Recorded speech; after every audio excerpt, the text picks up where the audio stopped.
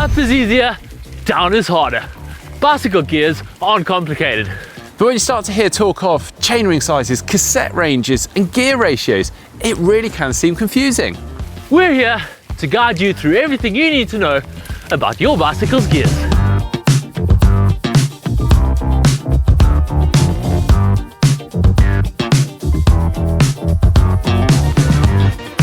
Now, when you're cycling, if you start to find it quite hard going, perhaps when you're going uphill, well, you can simply shift gear and make it easier for yourself. If you end up shifting the wrong way and actually making it harder for yourself, well, just shift back the other way. You basically have a 50-50 chance of getting it right. And once you've been through all those gears, you don't have an easier gear left, well then it comes down to you and your legs to get yourself up and over the top of that hill. Simple. So why complicate it? Why do we need to delve into gears? Well, bicycle gearing is about more than just when to shift up and when to shift down. You can make adjustments to your bike so that it's easier to get up the top of that hill. You don't run out of gears before you get through the steepest part, or so that you can really fly down the other side. And depending on the course that you're on, it could make all the difference to your race, or all the difference to your enjoyment of your training ride.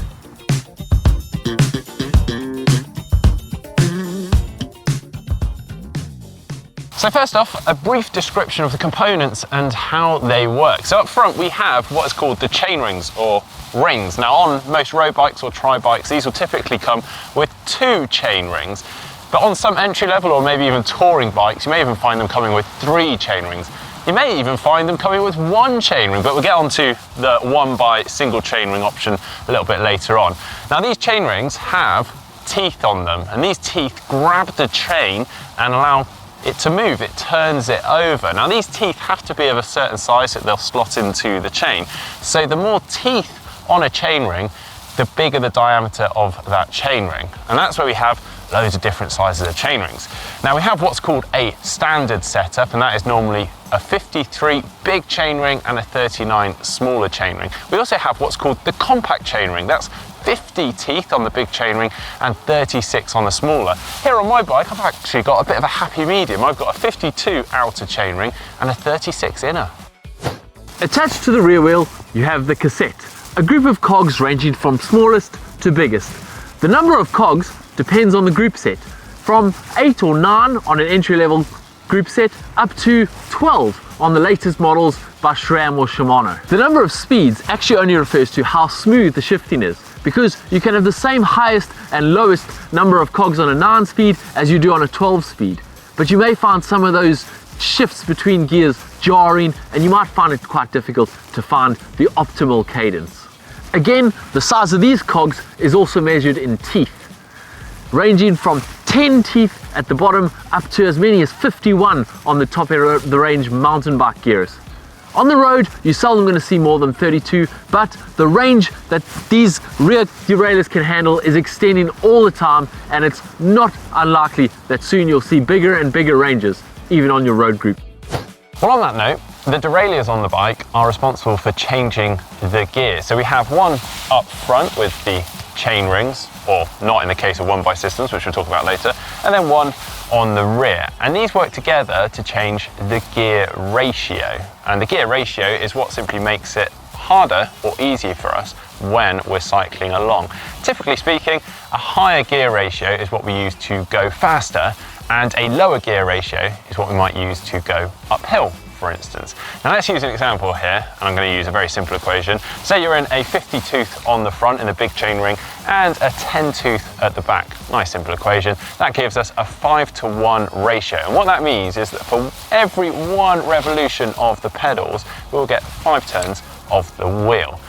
Now, if we were then to pop it down into the small chainring into a 39, and we were in a 28 on the back, so a nice big cog on the back, that means that for every revolution of the pedals, we'll get 1.4 turns of the wheel, which is a nice easy gear for going uphill. And that's bicycle gears explained. As you can see from this, if you put a bigger front chainring on, maybe a 54 or a 55, you'll be able to go faster in your highest gear. And if you put a bigger cassette on the back, you'll be able to go easier up the hills. So let's go put this to the test. Well, I think it's time we show you what this looks like in real life. Now, we have switched out the cassettes on our road bikes for 1123, almost like a corn on the cob. And then we both have 5236 on the front. So we'll be popping in 36 and in the 23 on the rear. I don't think I've used an 1123 for quite a few years. No, it used to be standard on most time trial bikes. These days, you don't really get less than a 25 or even a 28. So it's going to be a bit interesting climbing this 15% in a 23. Let's go see what we can do. Ready? Steady? All right, let's go.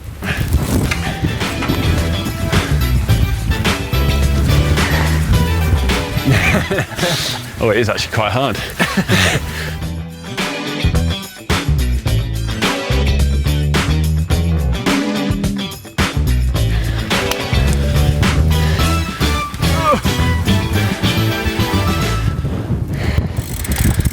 Well, that wasn't so bad for one hill rep. Yeah, but if you're doing hills like that all day, grinding up it, you're going to feel it. Yeah. You definitely want a bigger rear cassette. Should we go find some bigger ones and see if we can do it a bit easier? So I've got a bit of a confession to make. I could only find an 1128 and an 1132.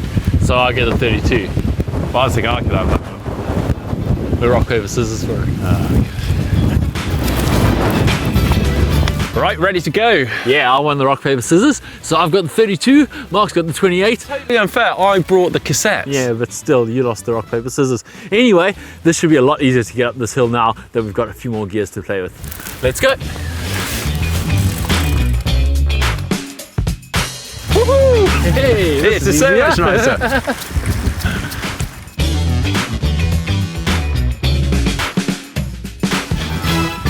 Oh, I don't even need to get up out of the saddle this time. Yeah, much better.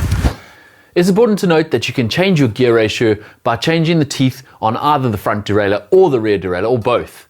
But changing the number of teeth on the rear derailleur is going to make more of a difference. This is simply because of the ratio, the amount it changes the ratio. So going from a 39 to a 36 front chainring is going to change the ratio by about 7.6%.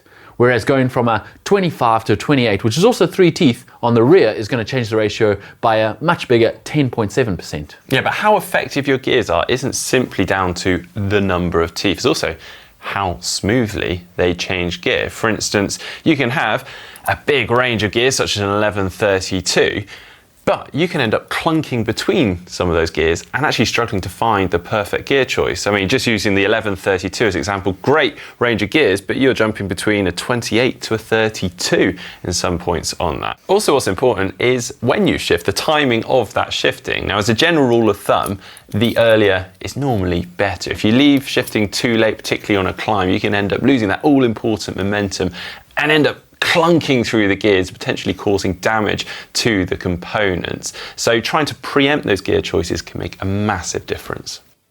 Finally, a note on one bar. The newest road group sets, particularly by SRAM, now offer an option of just having a single front chainring, removing the need entirely for the front derailleur.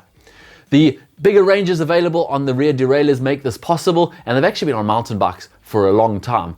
We're going to see this more and more, I think, on road group sets, but at the moment, they don't offer quite the same range as a 2-bar in the front, and unless you're on a really flat course where you can preempt how many gears you're going to need, you might find you run out of gears, particularly if you're training on a hillier route or in a hillier area. So unless you can only have a road race bike with your 1-bar setup, you might find you want to stick with 2-bar for a little bit longer. Yeah, absolutely. And as James has alluded to, there have been some big advancements in the bike industry and improving the range of gears available to you, and that is due to the capabilities of those front and rear mechs and derailleurs.